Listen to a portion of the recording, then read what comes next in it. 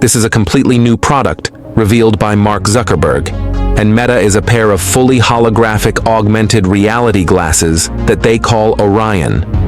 Mark's belief is that products like Orion, the Meta Quest, and the Apple Vision Pro will become the next big computing platform, an evolution beyond the smartphone. And Zuck might be right in his prediction, but let's be realistic for a second. Does anyone really want to wear this thing on their face all day long? Sure, these weird glasses can augment reality, that's cool and all, but let's talk about how we can alter reality. Break it if you want. And this is a project that Elon Musk has been working on for 8 years. Of course, we're talking about Neuralink. If augmented reality is the next evolution of computing, then Neuralink is the ultimate omega form. If you want to keep the old Greek references, while Zuckerberg was filling up his new glasses, Neuralink was busy securing approval for a new implant that will channel computational vision directly into a person's brain. Blind vision was recently classified by the Food and Drug Administration as an innovative device, which essentially means it was expedited through the development and review process so that this device can reach human patients as quickly as possible. Elon Musk said that Neuralink's blind vision device will allow even those who have lost both eyes and the optic nerve to see, and it will allow even those who are blind from birth to see for the first time. To do this, Neuralink will replace human eyes with small digital eyes. Cameras very similar to those that Meta is using in its augmented reality glasses. And then the difference appears when Neuralink makes a hole in the person's skull and stitches a few dozen tiny wires into their brain. You won't find this in the Meta product roadmap. What Neuralink is doing here is creating a wired connection directly to the brain's visual cortex, spanning the left and right hemispheres. So, in fact, there will need to be 2 holes in the person's head. Again, the process here is not so different from Facebook's glasses, where those employ miniature projectors to grab the digital code, convert it into electrical light energy, and overlay it on the lens as visual information. Neuralink will take the digital information from the camera and convert it into an electrical signal, which will be transmitted to the brain, which will then be stimulated to display the camera image in the patient's field of view. This sounds a bit crazy, and it is. But we have to remember that all of our experience of the world is provided to us by input devices: eyes, ears, fingers, tongue. They are all just one big network of sensors that channel electrical signals into the semi-solid biological computer inside your skull.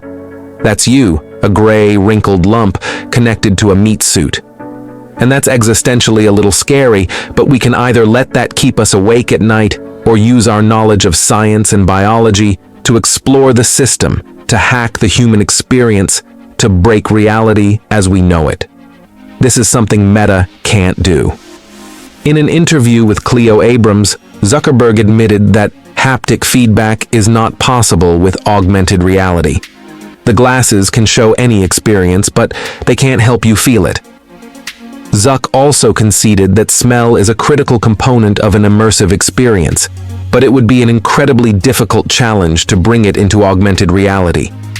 I would even argue that these aspects are simply impossible to deliver with a wearable device, with a brain-computer interface.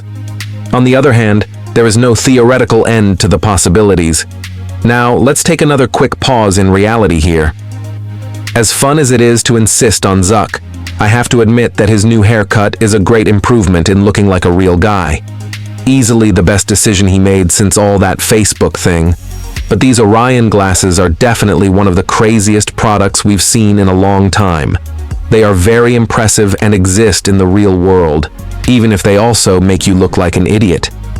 And I'm not exactly doubting Zuck's prediction that this type of wearable augmented reality AI interface technology could definitely surpass the smartphone as our mobile computing system of choice, which could happen in the next 10 years. So, Meta has a very powerful head start. They have time on their side. On the other hand, what Neuralink is doing with Blindsight is still far from being something that will make an impressive technological demonstration. Elon Musk even said this. And when Elon Musk isn't ridiculously optimistic about one of his own products, this is a real quote to set expectations properly. Vision will initially be low resolution, like Atari graphics, but eventually has the potential to be better than natural vision and allow you to see in infrared, ultraviolet, or even radar wavelengths, like Geordie LaForge. And any kid who has ever put a headband on and pretended to be Geordie knows how cool that would be. It's also important to remember that Meta's glasses are a toy, an incredibly expensive and innovative toy, while blind vision is, first and foremost, a medical device. I couldn't help but notice this response on Elon's post by my fellow space YouTuber, the GOAT, the House of Mr. Marcus. He wrote, "This is my dream with my legally blind son. I would give anything to let him see clearly for the first time. Thank you to everyone involved in this project. A bright future awaits all those with low or no vision. This is what really matters, and I hope it's what Neuralink can offer to people who need it.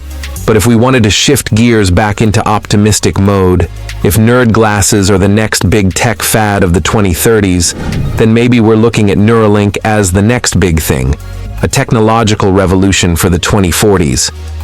Because realistically, it will be hard to convince ordinary people to wear these damn glasses every day. Imagine then selling to the masses 2 new holes in their heads. My expectation is that after a decade of using the glasses, brain surgery will sound like a merciful relief, as long as you can get these damn things off. Neuralink is also a more sustainable long-term option. By that, I mean that it's definitely hard to limit physically how small you can make these things, and I think we're already pretty close to hitting that wall. And smaller is great, but generally means more expensive and more fragile. Just like someone who has spent a considerable amount of time wearing glasses, I know how easy it is to just damage or accidentally lose a pair of glasses. Anyone who's ever sat on their frames knows. I'm trying to figure out what the weather and temperature will do to them over the years of ownership. At least you can put a phone in your pocket. You can't just put glasses in your pocket when you're not using them.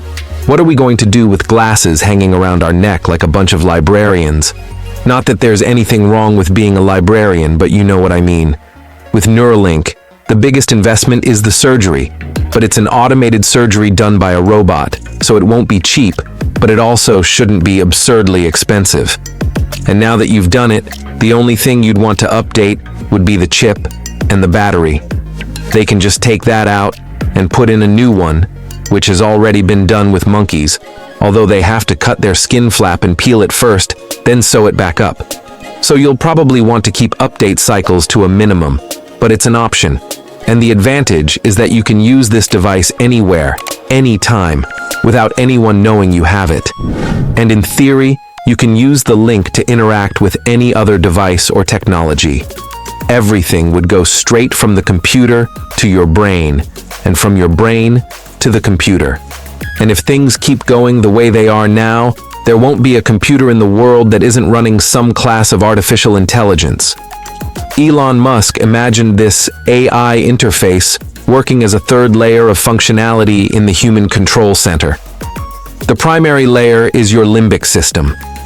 This is the basic behavioral instinct level. Food, sex, fight, flight, responses, taking care of babies. All these deeply ingrained behaviors that are universal across virtually all living beings on the planet. Primitive stuff. The secondary layer is your cerebral cortex, which is the wrinkled outer layer of your brain that works like your CPU, your consciousness, thought, emotion, reasoning, language, and memory. All originates in this gray matter. Sometimes your limbic system overrides your conscious thought. Most of the time, it's the opposite. The give and take keeps us alive and functional. And then the third layer, or your tertiary layer, is artificial intelligence. Elon thinks there's room for optimism that all of this can work out, given that the cortex is very intelligent, but the limbic system is not yet. They work together in harmony, so maybe there can be a tertiary layer where a super-intelligent digital entity exists that would be much smarter than the cortex, but still able to coexist peacefully with the cortex and limbic system. And at that point, what is real.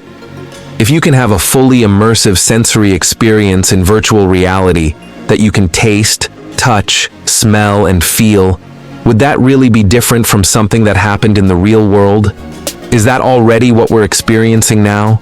We just don't fully realize it yet. Do you feel your own reality starting to crumble and break just thinking about these things? Remember, you're not really a human being. You're a gray and wrinkled piece of bioelectric tissue connected to a meat suit.